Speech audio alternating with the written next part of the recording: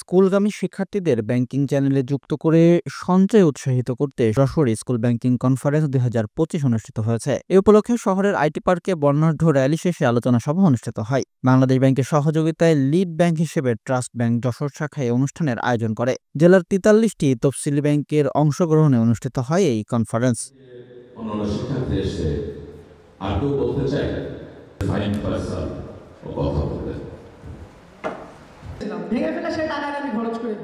Trust bank ঢাকার DMD ও CRO আখলাসুর রহমানের সভাপতিত্বে অনুষ্ঠানে প্রধান অতিথি হিসেবে উপস্থিত ছিলেন বাংলাদেশ ব্যাংকের নির্বাহী পরিচালক রূপরতন পাইন। তিনি স্কুলগামী শিক্ষার্থীদের কাছে ব্যাংক অ্যাকাউন্টে সঞ্চয়ের সুবিধাসমূহ তুলে ধরেন ও ভবিষ্যৎ বিনিয়োগে অবদান রাখার আহ্বান জানান। মাশরুবা মামুন মৌমি দাঁত পাবলিক স্কুলের শিক্ষার্থী। অভিনন্দন।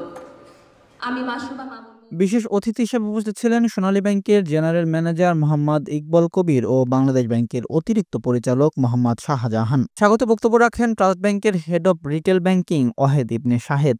মনোজ্ঞ সাংস্কৃতিক অনুষ্ঠান ও কুইজ প্রতিযোগিতার মাধ্যমে শেষ হয় school banking conference. Bangladesh bank কিন্তু এটা স্কুল ব্যাংকিং এর আইডিয়াটা